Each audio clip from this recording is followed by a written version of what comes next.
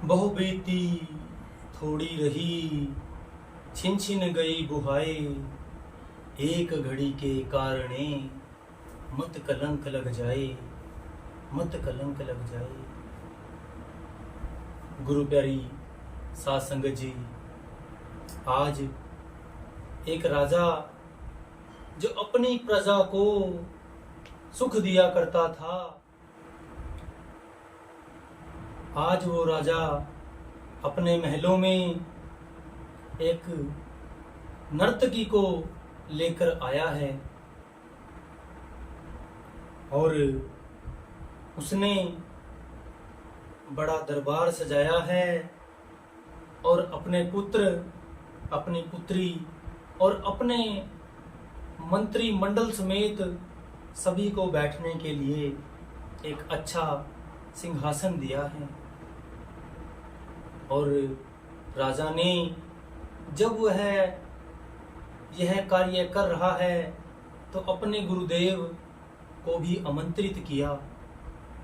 राजा के गुरुदेव वह भी उस समय वहाँ उपस्थित हो गए और गुरुदेव को बैठने के लिए एक बहुत सुंदर सिंहासन दिया। और राजा ने साथ में सोने की मोहरों की थैली अपने गुरुदेव को और अपने मंत्रिमंडल को, अपनी बेटी और अपने पुत्र को, सभी को दे दी कि जो बात अच्छी लगे तो वह इस नर्तकी को वह जो मोहरे हैं उनमें से कुछ दे सकें। अब सारी रात गाते बजाते गुजर गई। अमृत वेला हो गया, सुबह का समय था, सुबह के 3 बज चुके थे। प्यारी साध संगत जी, अब जब सुबह के 3 बज गए हैं, वह नर्तकी अपने ढोलक बजाने वाले की तरफ देख रही है और क्या देखती है कि वह सोने की चेष्टा कर रहा है और नींद के कारण उसका सिर भी डामाडोल हो रहा है।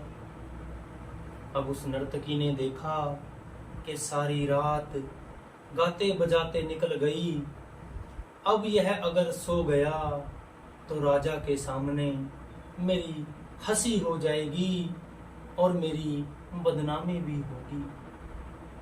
इसलिए उस नर्तकी ने यह दोहरा पढ़ा, बहु बीती थोड़ी रही, छिन छिन गई बुहाए, एक घड़ी के कारणे मत कलंक लग जाए।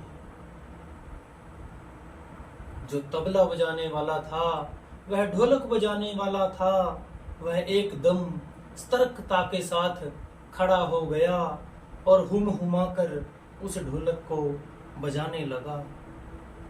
नर्तकी और झूमकर नाचने लगी, पर जब वह बोल उसके गुरु ने सुना तो वह उसके मन पर बहुत तेज असर कर गया। जब नर्तकी ने बोला कि बहु बीती थोड़ी रही, छिन छिन गई बुहाए, एक घड़ी के कारणे मत कलंक लग जाए। राजा के गुरुदेव के पास जितनी भी मोहरों की थैलियां थी वह उठाकर उस नर्तकी को दे दी। अब वह नर्तकी हुम हुमा कर फिर से नृत्य करने लगी। नृत्य करती करती राजा के लड़के के तरफ बढ़ी और फिर उसने यही दोहरा बोला, बहु बीती थोड़ी रही, छिन छिन गई बुहाए, एक घड़ी के कारणे मत कलंक लग जाए। राजा के पुत्र के पास जितनी भी मोहरों की थैलियां थी उसने भी उस नर्तकी को दे दी। अब वह नर्तकी नाचती गाती खुशी में झूमती राजा की पुत्री की तरफ गई और फिर उसने यही दोहरा पढ़ा, बहु बीती थोड़ी रही, छिन छिन गई बुहाए, एक घड़ी के कारणे मत कलंक लग जाए। राजा की पुत्री के पास जो भी धन माल था, जो भी उसके पास मोहरों की थैलियां थी, उसने वह उस नर्तकी को दे दी। अब वह नर्तकी नृत्य करती हुई राजा की तरफ बढ़ी और बोलने लगी, बहुबीती। राजा ने उसको वहीं पर रोक दिया और राजा बोले कि तू नर्तकी होकर तूने इतनी धन दौलत इकट्ठी कर ली, तूने तो मुझे लूट लिया। तू एक वैश्या होके, एक नर्तकी होके तूने इतना धन इकट्ठा कर लिया। तभी राजा के गुरुदेव ने राजा को टोका, हे राजन, इसको नर्तकी मत कहो, इसको वैश्या मत कहो, यह मेरी गुरु है। राजा हैरान हो गया और राजा अपने गुरुदेव से पूछता है, गुरुदेव, यह आपकी गुरु कैसे हो गई? गुरुदेव ने फरमाया कि जब इसने यह दोहरा पढ़ा कि बहुबीती थोड़ी रही, छिन छिन गई बुहाए, एक घड़ी के कारणे मत कलंक लग जाए, मुझे ख्याल आया कि सारी उम्र मैं जंगलों में बैठकर मालिक का भजन सुमिरन करता रहा। अब जब अमृत वेला हो गया, मुझे भजन सिमरन करना था, तो मैं यहाँ दुनिया की रास लीला में इस नृत्य के अंदर अपना समय व्यर्थ गुजार रहा हूँ। हे राजन, इसने मुझे शिक्षा दी है, इसलिए यह मेरी गुरु है। राजा ने अपने पुत्र से पूछा। राजा के पुत्र ने कहा, हे पिताजी, इसने मुझे शिक्षा दी। मैंने सोचा कि आज रात मैं जल्लाद को बुलाकर आपकी गर्दन कटवा देता, आपकी मृत्यु हो जाती, उसके बाद मुझे सिंहासन मिलता।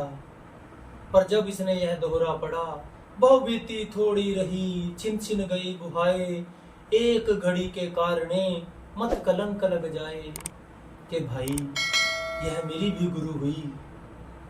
इसने मुझे शिक्षा दी कि एक ना एक दिन तुझे ही राज मिलना है, तू क्यों अपने पिता का गला काटकर यह कलंक अपने सिर लेता है। फिर राजा ने अपनी लड़की से पूछा। लड़की ने कहा, पिताजी, यह मेरी भी गुरु है। पुत्री, कैसे? मैंने पिताजी सोच रखा था कि आज रात मैं अपने अस्तबल में जो घोड़ों को नहलाता है, उनकी लीद उठाता है, उसके साथ भाग जाती और सारी जिंदगी तेरे नौकरों की दासी बनकर अपनी जिंदगी खराब कर लेती।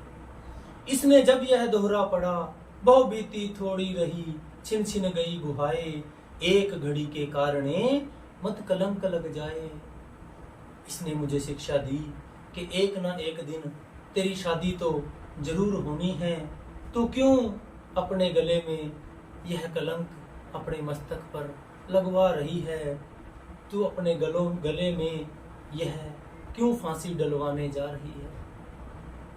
राजा के मन पर चोट लगी। उसने सोचा कि क्यों ना सुबह हो गई है, सभी को बुलाया और आज ही अपने पुत्र का राज तिलक कर दिया और अपनी बेटी को बोला कि बेटी, मैं जल्दी तेरी भी शादी करवा दूंगा। अब वह नृत्य करने वाली नर्तकी सोचती है कि मेरे एक दोहरे से इतने घर सुधर गए, तो मैं भी क्यों ना सुधर जाऊं। उस नर्तकी ने गुरुदेव के पैर पकड़े और उनके चरणों में लगकर नामदान की बख्शीश ली और अपनी जिंदगी सकुशल जीने लगी। तो गुरु प्यारी साध संगत जी, हमारी भी सारी उम्र विषय वासनाओं में पल पल करते जा रही है। हमें भी इस साखी से सीखना चाहिए कि एक एक पल कितना कीमती हमारा बीता जा रहा है। हमें इस वक्त का भरपूर फायदा उठाना चाहिए जी।